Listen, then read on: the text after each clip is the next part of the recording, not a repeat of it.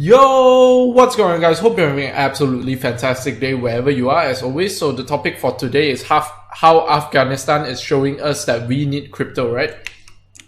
So if you haven't caught up on the news, basically Biden will withdraw all US forces from Afghanistan by September 11th. So it's already on the way. They're midway doing this. You already see planes with Afghani people falling from the sky, right? So my heart goes out to them, right? Because this is the kind of thing that happens when a country falls into turmoil, right? So basically the second part of the news is inside Afghanistan's cryptocurrency underground as the country plunges into turmoil, right? So basically, if you didn't know, a bunch of Talibans that have lived in caves for the past 20 years coming and taking over your country is not exactly a good thing for your country, right? A lot of economic policies, a lot of basically everything will go to shit if I put it crudely. So quickly, disclaimer before I start this video, right? None of this is financial advice. This is purely my own opinion. Please do your own research before making any financial decisions and any decisions in general, right? So do your own research, come to your own conclusions, make your own decisions, right? Don't blame your friend, your parents, he, she, who, your dog for your decisions, right? So yeah, basically make your own decisions, right? So point number one. So what do we actually need? And the answer is probably non-sovereign money. Actually, funny story, I recorded this as sovereign money, so I I had to record the whole video again. But basically, yeah. So smash up the thumbs up, right, if you appreciate the effort. So the answer is non-sovereign money, right? And basically, what is sovereign money? Let's go through sovereign money first. Because actually I couldn't find a definition for non-sovereign money, right? Basically, maybe people don't use it enough as a term, so there's no definition. So what's the definition of a sovereign money? So sovereign money is basically legal tender on basically it's legal tender, and some countries can issue it. So if you're in charge of the country and you have the printing press, basically you can issue it, right? So what is non-sovereign money? So non-sovereign money is the exact opposite, right? So there's no printing press for it. Examples would be gold, precious metals. Of course, you can increase capital expenditure to mine all of it to get more commodities, but of course you can't just go to your printing press and decide, we want 100 billion 120 billion in bond purchases every month, which is what's happening in the US Federal Reserve right now. So why is non-sovereign money important, right? So why is non-sovereign money is important is because no centralized party can control non-sovereign money, right? So point number two, why people misunderstand the need for non-sovereign money, right? So of course, if you live in a neighborhood like this, so very nice neighborhood, American flag, best suburbs in America, so you have your nice plants and your nice porch and your nice house. Basically, you never think that you need non-sovereign money, right? But basically, this is because we have a lot of trust in our systems. But obviously, sometimes the system fails. For an example, 1929. And 2008, if you don't know what happened during those years, you should probably go catch up on history, right? So obviously, I would say 99% of the time, people don't realize the need for sovereign wealth, non-sovereign wealth, because they live in a stable system most of the time, right? But when something like the 2008 Great Financial Crisis hits, a lot of people lose their homes, lose their money, lose your life savings because some banks went under, right? And it's not even your fault. So things like that can happen, right? So on this channel, I do want to teach people all these things can happen, and because it's out of sight, it's out of mind, right? Normally, that's why people don't even think we have a need for all this non-sovereign money, right? So basically, it's just a small hedge in order to not have your life fall apart. In the case you do live through 1929 or 2008, right? Because it's inevitable within some of the years that, out of a century, maybe it happens one time, but we all know it's coming eventually. It's just who is so unlucky to live in that century, right? So the second point is, if you live in a country like Venezuela or something like that, compared to if you live in this nice posh neighborhood.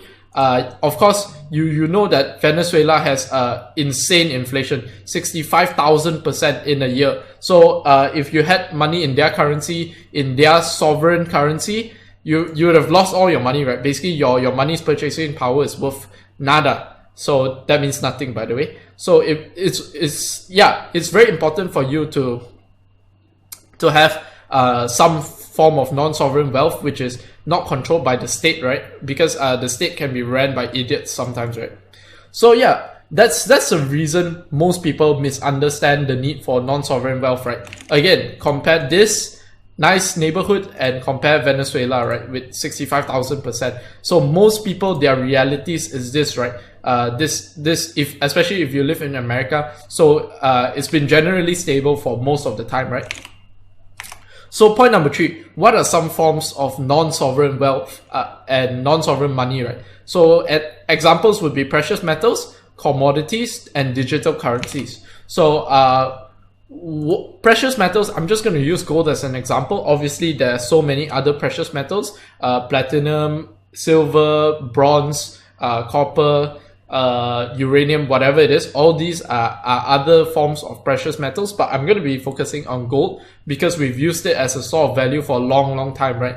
And because it's not easily, you can't print gold out of thin air, right? You have to put in all the capital expenditure and all, right? So I'm by no means saying gold is the best inflation hedge or whatever it is, right? It's just a form of non-sovereign wealth, right? Why? What's the reason? Is because you can just buy a bar of gold and bury it in your backyard, right? Obviously, again, I wouldn't advise you do that because you wouldn't want your life savings in your backyard. Someone might break into your backyard and dig out a chunk of your life savings from right below you when you're sleeping, right? So yeah, number 2 is commodities, right? And commodities, obviously, there's like wheat, sugar, cocoa. You can read this whole chart. So, and especially oil, right? Oil is another commodity that a lot of people use. Last time it used to be black gold. In future, I don't think it'll be as big of an impact anymore. And thirdly is digital currencies. So digital currencies include things like Bitcoin, Ethereum, Cardano. So things like this, right? These are all digital currencies. They are scarce because of the coding. The code says there's X amount of certain Bitcoin. So there's only 21 million Bitcoins. Yeah. Basically, I don't want to get into the nuances of why is the code enforced and things like that. That's a topic for another day, right? But basically, what we know as these are some forms of non-sovereign money, right? So again, I want to define non-sovereign money as something that the government cannot really take from you, right? Because if you think about cash, right? Let's say all these $100 bills, although we place value in it, the real value comes from the backing from the government, right? So what if one day your government suddenly decided not suddenly decided, but they devalue, or which they are doing now, or they people have no confidence in the dollar anymore, so it will decline greatly in value, right? So that's what I mean by non-sovereign wealth, right? And also things that they can't just take away from you, right? Let's say you buy a chunk of gold, and even though it's, let's say, illegal, in some countries it's illegal to own gold, you can just hide it somewhere, right? So not advocating, but if your government is not working for you anymore, those are the times that you need to take situations into your own hands, right? So yeah, those are a few examples of non-sovereign money. Next, so quickly before I continue the video, I have a Telegram channel in the description below. So there's an alerts channel where you can get up-to-date real-time notifications when I post videos, and there's a community channel so we can get to know each other and share some ideas, right? So point number 4, the problem with precious metals and commodities, right? So let's go back to gold. Gold can store a lot of value, and it's relatively light compared to how much value it stores, right? But for most of us, this won't be an issue, right? Because 1 bar of gold is 50,000, so let's just think if you have $1 million, then you have 20 kg of gold, right? So it won't be a problem in any normal time, right? But let's say your country gets taken over by some Talibans. I shouldn't use him as a Taliban, is a crypto trader, right? But basically, let's say if your country is like Afghanistan, it gets taken over by Taliban, you can't even fly out of the country, right? Let alone you want to bring 20 kg of gold with you. It's incredibly hard, right? And most places you can't bring gold through the airports because they are considering you like smuggling money or something like that, right? And you need licenses and all that to transport your own gold, right? Can you imagine that? So there is, of course, a good reasoning that they do that, but again, it's an infringement of your freedom, right? Because if you, let's say you live in Afghanistan now and you have like 5 kg of gold and you try to walk into the airport and they seize all your gold, right? Can you imagine? Now you have no more wealth with you. Same thing with commodities. Some of it is not durable enough, like wheat, sugar, cocoa, coffee beans, and crude oil, right? You can't just store a barrel of crude oil in your house, right? And one barrel is like $50 worth of storage value, right? So not really feasible things to store. So yeah, what we have which is feasible is probably precious metals. But again, you can see that if you have large quantities, 20 kilos, 5 kilos, you walk into an airport, you're going to get it seized, right? So that's a problem with precious metals and commodities, right? So point number 5 is the cryptocurrency advantages and disadvantages, right? So I'm first going to go through cryptocurrency advantages and disadvantages. So think about something like Bitcoin is finite, is not non-sovereign because governments cannot control, even if they try and shut down the fiat on-ramp, you can't really shut down Bitcoin itself, right? It's incredibly hard. The whole planet has to be, sign a treaty or something. We want to shut down Bitcoin, like the whole planet, right? And basically, if the odds of that happening is nearly close to zero, basically, so the network always has value, right? And some of the advantages are it will go up in price when there's inflation or whatever it is, whatever the reason is, there's speculation, so whatever. But that can also be a disadvantage because of volatility. It can also go down in price, right? Think about if you're someone that just wants it to hold your value, right? And basically if you bought here and it went from 3,000 to 60,000, you're like, yay. And then if you bought here and it went to 30,000, you're down 50% in like 2 weeks. You're like, So basically those are some of the advantages and disadvantages.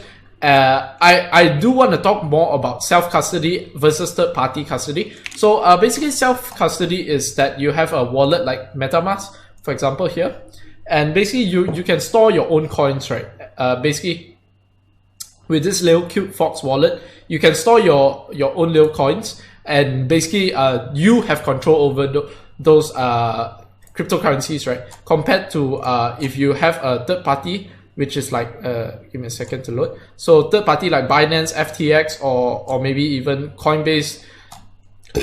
Excuse me. So basically they have your keys and you are basically doing a third party custody, right? So in third party custody, you have a centralization risk because again, if Coinbase or Binance or FTX gets banned, gets their funds frozen by the government or anything, right? Your funds will be frozen as well, right? So you probably don't want that to happen. So the other solution is self-custody, but self-custody has its fair share of problems. You may lose your keys. You may not be confident enough to store your own keys. You may not be confident enough to handle like millions of dollars, right? Let's say you just got into the crypto industry, and you won't want to like hold $1 million of your money inside a wallet that you might lose or something. And especially in companies as well, when they buy, let's say $500 million worth of crypto, they use third party custody because again, they are buying it for different reasons than you and me, right? They don't think the economy is going to collapse. They don't think, which I don't think as well, but I rather self-custody, right? Because it's if you know what you're doing, it's another form of risk. Like third-party custody is another form of risk that you don't really have to take, right? So they don't really self-custody in companies because sometimes, let's say if you lose, let's say you have a key person in charge and maybe they steal the money or they lose the money. So you don't want that sort of risk if you're one company holding like 500 million in Ethereum, in Bitcoin, or in whatever coin it is, right? So yeah, those are the difference between self-custody and third-party custody. I think this is a very hot topic right now, and it should be talked about more, right? Because a lot of people keep their coins on centralized exchanges such as Binance, Coinbase, and while it's safe at the moment, there has been previous cases which exchanges get hacked, or exchanges like they run away with your money, things like that, right? So yeah, point number 6 is the best store of value and its two major risks, right? So basically, in my opinion, the best store of value are currently stable coins, right? I think they serve a very good, they have a good product market fit. Basically, they solve a very big problem, right? Which is you want to send money cross borders, you want to send basically, you want your money to be stable, right? You don't want to put it into Bitcoin, 2 months later, you lose half the value of your money, right? So another example would be Philippines. How much money does Philippines spend on remittances? Okay, I can't really spell remittances, but basically, so basically, I don't know the answer, but sorry, I don't know where the article is, but basically, the Philippines spends about 10%. Can you imagine that? 10% of their GDP in remittances fees. So a major product fit would be like a USD coin. You can send it all across the planet without losing so much of value, right? 10%. Can you imagine that? Imagine you send $100, you lose $10. That'll be a painful experience, right? But there are two major risks when it comes to stable coins. These are what we call stable coins, right? It's pegged one-to-one to the USD. So basically, the first real risk is the freezing of accounts, right? And centralization, right? Basically, Tether is the biggest. You can see it here. So it's the biggest stable coin with $65 billion market cap. And basically, at any time, for any reason, they can freeze your funds, right? And generally, you don't want that to be the case, right? You don't. If you distrust, like if you're using this as a black swan event kind of storage system, right? You don't want this kind of risk, right? That suddenly you can get your money frozen and you have 6 months that you can't access your money, even if you didn't do anything wrong. So if you did something wrong, then yeah, they freeze your money. I don't think you're going to complain because you know you did something wrong, right? But the second one is devaluation, which we know that over the long term, US dollars are obviously not going to stay the same value, right? Let's say if there's 5% inflation, let's say it took you $1 to buy a loaf of bread. In a year, it'll take you $1.05 to buy a loaf of bread, right? That's just inflation. So the nominal value will stay the same. It's $1 today, it'll be $1 next year, it'll be $1 10,000 years from now, right? But the real value of money will decrease over time.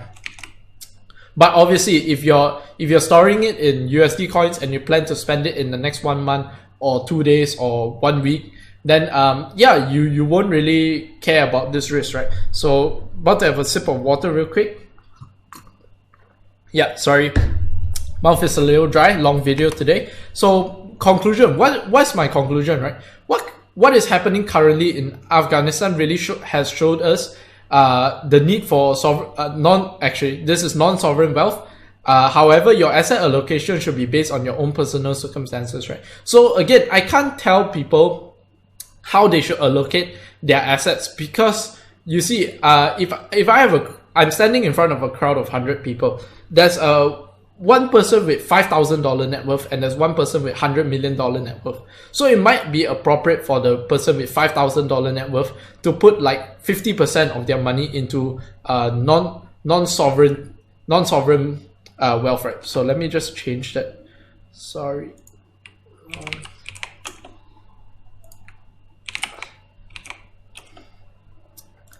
sorry.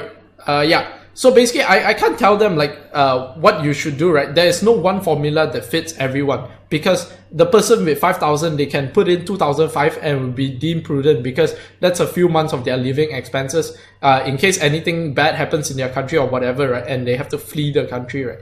And for the second person, they have $100 million. So if they put 5% of their net worth, so $5 million into something like Bitcoin, Ethereum, or Cardano, whatever it is, so that might be enough for them to live the rest of their life, and that might be enough volatility that they can handle, right? So everyone's financial plan should be based on their own personal circumstances, once again. And there's also the question of how much is that non-sovereignty worth, right? Because, okay, Bitcoin at $10,000, at $5, at $100,000, and at $500,000, right? Essentially, it does the same thing. So what really governs the market cap is supply and demand, first of all, and also sentiment and all this, right? So think about it. If Bitcoin today was at 10,000, would it serve the same purpose? And the answer is probably yes. So you can send Bitcoin to another address. That's about all Bitcoin does, right? So you can just send it to another address, and basically it will serve the same purpose. Like you want to send $50,000, just send 5 Bitcoins instead of 1 Bitcoin. So there's also the question of how much is this non-sovereignty worth, right? And for these kind of assets, it's very hard to dictate, because you see, for not traditional stocks, you can say that, oh, if it produces X amount of cash flow, is worth X amount, so I'll only buy it at this whatever valuation I find fit, right? But for things like this, you have no real easy way to calculate. So you can calculate net worth value and all, but those are extremely hard calculations for you to calculate, right? So yeah, basically, how much is the non-sovereignty worth is also a question that people have to ask themselves, right? So that's why I don't really think it's right for people to say, oh, it should be worth this much, or it should be worth this much. There's no really should be. It's just that how much people value it is how much for these assets, especially that the price is easily dictated by sentiment, right? So the price can change crazily, but we don't know.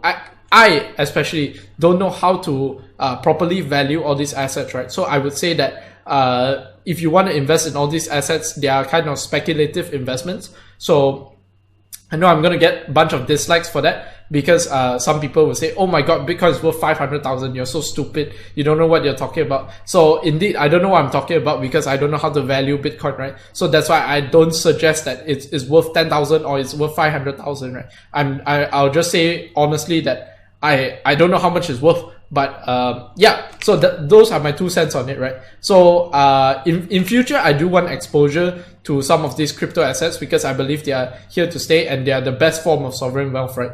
But how much is it worth? That's a question I have to figure out before, or I have to really dig deep into it before I understand it a bit better, right? So maybe when sentiment is bad, I will buy some, because that's probably the best gauge for it, right? So yeah, basically those are the things that I covered today. So if you enjoyed the video, do like the video, smash the subscribe button, hit the bell button to all, right? If you want more notifications in the future. So comment down below. Am I right? Am I wrong? Is Bitcoin should be worth 1 billion? Am I stupid for thinking Bitcoin is you know? No. Am I stupid for not thinking that Bitcoin should be worth 1 billion or something like that? And so comment, right? As long as it's constructive, I don't mind even negative comments. So share the video to friends and family that you think might find this content interesting. With that being said, have a nice, fantastic day ahead, and peace out.